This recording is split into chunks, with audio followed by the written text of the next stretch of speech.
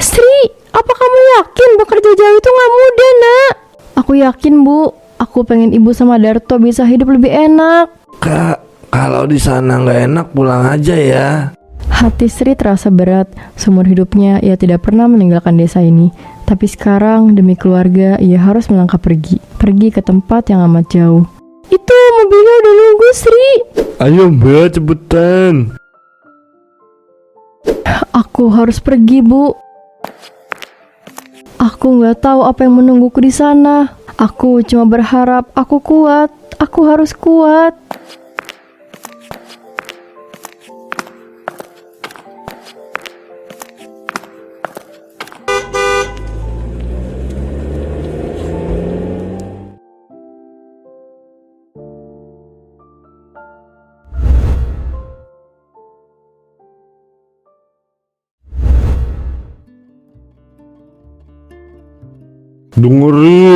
Dengerin baik-baik. Kalian berangkat buat kerja, bukan buat main-main. Jangan bikin masalah ya di sana. Beneran sesusah itu kerja di luar negeri ya, Farah? Kamu bakal tahu sendiri nanti. Aku nggak tahu kenapa, tapi kata-kata Farah bikin kuduku merinding. Ada sesuatu yang dia tahu, sesuatu yang aku belum ngerti. Hei, aku harus kuat. Aku harus kuat. Aku nggak pernah lihat tempat sebesar ini seumur hidupku. Orang-orang sibuk dengan urusannya masing-masing. Sementara aku cuma sendirian di negeri yang nggak aku kenal. Semoga ini keputusan yang benar.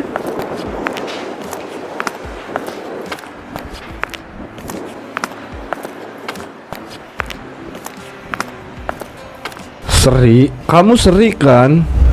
Iya, Pak. Ayo, koper kamu mana? Kita harus segera pergi. Aku melangkah, tapi aku nggak tahu apakah berjalan menuju harapan atau bahaya. Aku pikir semuanya bakal baik-baik aja, tapi ada sesuatu yang bikin aku nggak nyaman. Tatapan itu, tatapan yang terlalu lama.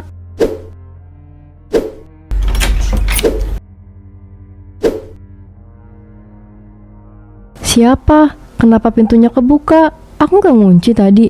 Nggak mungkin angin. Ini terlalu pelan. Kayak ada yang sengaja. Aku nggak salah lihat. Aku yakin ada seseorang di sana. Tapi siapa? Aku nggak bisa tidur. Aku nggak bisa diam aja.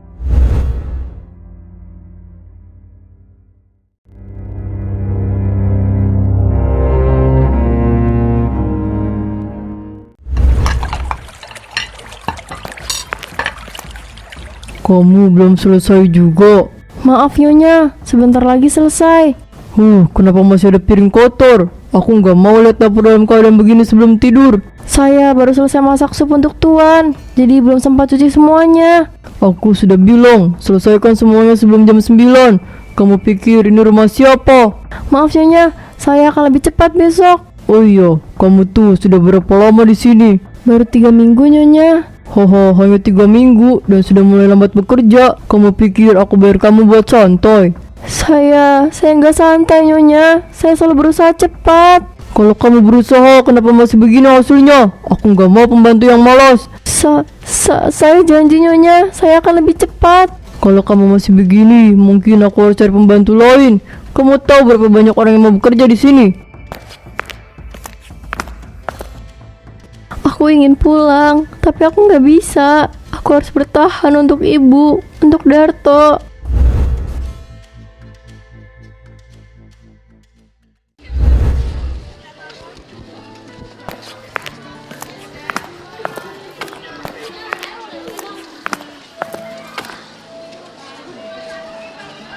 Gimana kerja di rumah mereka?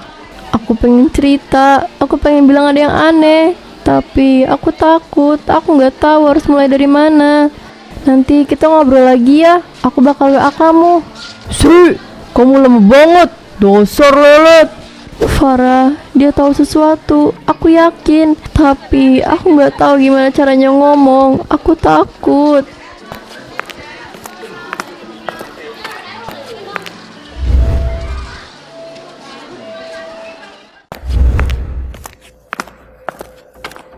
Sri, Aku bisa kasih kamu banyak hal asal kamu nurut. Tuan, tolong jangan lakuin ini. Kamu tahu kan, aku yang menentukan segalanya di rumah ini. Kalau kamu pintar, kamu gak akan melawan. Tuan, aku cuma mau kerja, tolong. Kerja, aku kasih kamu lebih dari sekedar kerja. Aku bisa kasih kamu kehidupan yang lebih baik, asal kamu mau. Saya nggak mau, Tuan. Cukup sekali sudah saya berikan. Saya nggak mau lagi. Saya cuma mau kerja biasa aja. Tuan, aku cuma mau jadi pembantu aja di rumah ini. Jangan melawan, Sri. Kamu gak akan menang. Tolong.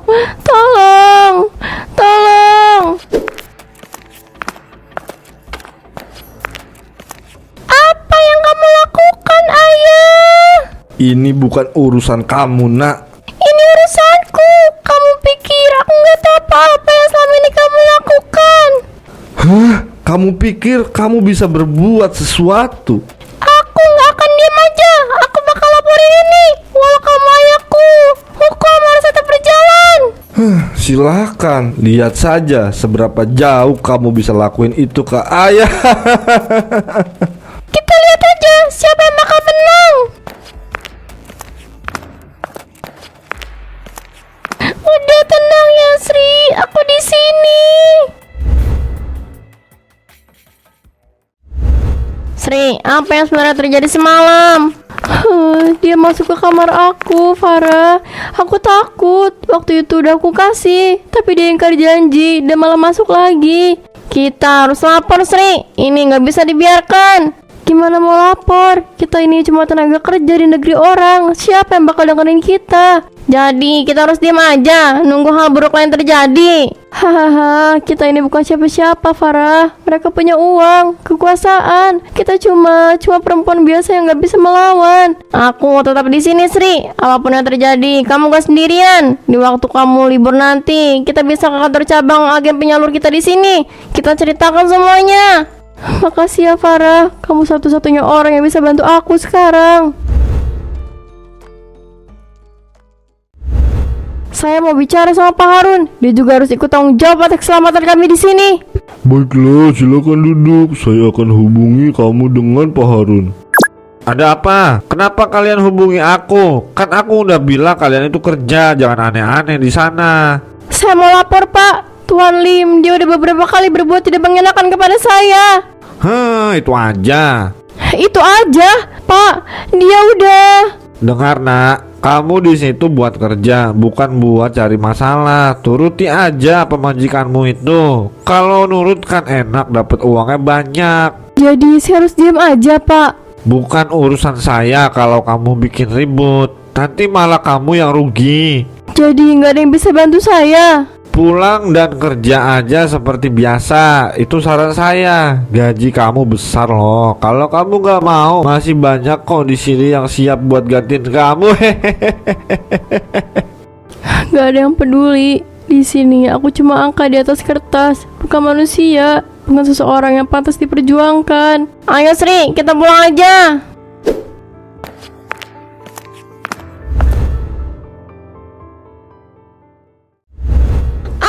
Laporin ayah atas perbuatannya kepadamu. Kamu serius, Lisa? Aku nggak bisa diam aja. Aku tahu apa yang dia lakuin ke kamu itu salah. Aku juga pernah ngalamin. Tapi aku takut bicara. Aku nggak pernah nyangka gadis ini anak majikanku sendiri. Ternyata juga korban. Dunia ini memang kejam, bahkan buat anaknya sendiri. Lisa, aku takut. Dia punya banyak uang. Dia bisa ngelakuin apa aja. Dia bisa beli hukum. Tapi aku nggak bisa terus hidup kayak gini. Kalau dia tahu kita ngelaporin dia, aku nggak tahu apa yang bakal dia lakuin ke kita, Lisa. Aku nggak bisa terus pura-pura nggak terjadi apa-apa. Selama ini aku selalu diam, Sri, selalu nurut, selalu ngikutin maunya. Tapi di dalam hati ya, aku ngerasa kayak hidup di dalam penjara. Aku ingin segera menyudahi ini semua. Lisa, aku ngerti perasaan kamu. Aku ngerti banget. Kamu ngerti gimana rasanya ketakutan setiap malam? Gimana rasanya selalu harus waspada kalau dia ada di rumah? Sekarang, sejak ada kamu, dia lebih fokus ke kamu daripada aku. Aku ngerti. Aku udah gak tahan, Sri. Aku gak mau hidup kayak gini lagi. ada di sini buat kamu, Lisa. Tapi kamu yakin ini yang terbaik? Kalau aku nggak ngelaporin dia sekarang, aku nggak tahu apa yang bakal terjadi besok, Sri. Aku nggak tahu sampai kapan aku bisa bertahan. Aku mau semuanya segera berakhir. Dia ayahku, tapi dia terasa bukan ayahku. Aku bakal laporin ke polisi. Aku ngerti. Aku takut, Sri. Aku nggak sanggup. Aku ada di sini. Kamu pasti bisa, Lisa. Aku nggak bisa. Aku takut. Aku nggak sanggup. Lisa. Aku udah coba, tapi tangan aku gemeter banget. Aku tahu ini berat. Aku tahu kamu takut. Kalau aku nggak bisa kamu yang nelpon, Sri. Aku butuh kamu, Sri. Aku nggak bisa sendiri. Lisa, aku juga takut. Aku takut nggak bisa. Tapi kita harus ngelakuin ini. Kalau bukan sekarang, kapan lagi? Aku mau sama kamu bantu aku. Oke, aku yang bakal telepon. Aku yang akan bicara semuanya.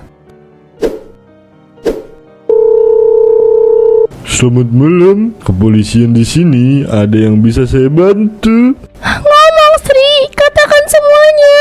Halo, saya mau laporin Tuan Lim. Dia udah melakukan banyak hal buruk dan kami nggak mau diam aja. Kami mau pihak kepolisian memanggilnya ke kantor polisi untuk dimintai keterangan.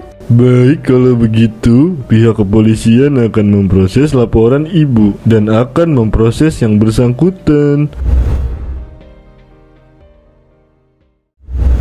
Jadi Anda menuduh ayah Anda sendiri melakukan pelecehan? Bukan nuduh, ini yang terjadi. Ini fakta.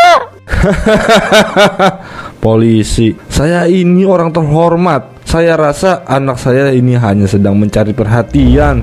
Aku tahu ini bakal terjadi. Aku tahu orang seperti dia nggak akan tersentuh hukum semudah itu.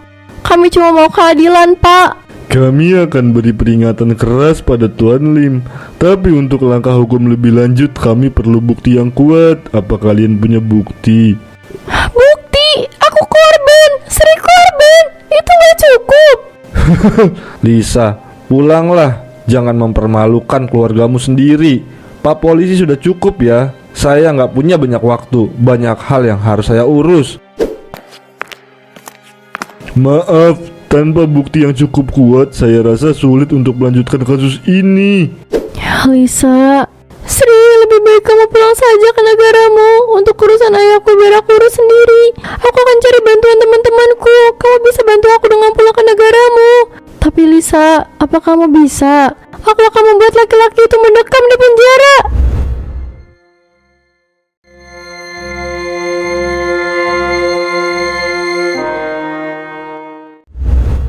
Sri, akhirnya pulang juga, Nak. Kak Sri. Aku pulang, tapi bukan sebagai pemenang. Aku pulang dengan luka yang gak bisa dilihat. Luka yang akan kubawa seumur hidupku. Kamu pasti capek, Nak. Udah, sekarang istirahat dulu. Kak Sri, bawa oleh-oleh enggak? Kakak gak bawa apa-apa, Darto. Tapi kakak bawa cerita. Hehehe, ya udah, nanti cerita ke kita ya. Sekarang makan dulu. Aku nggak bisa diam. Aku nggak bisa terus terbungkam. Suara kami harus didengar. Aku akan coba share ceritaku ke internet supaya banyak wanita yang lebih waspada dan hati-hati.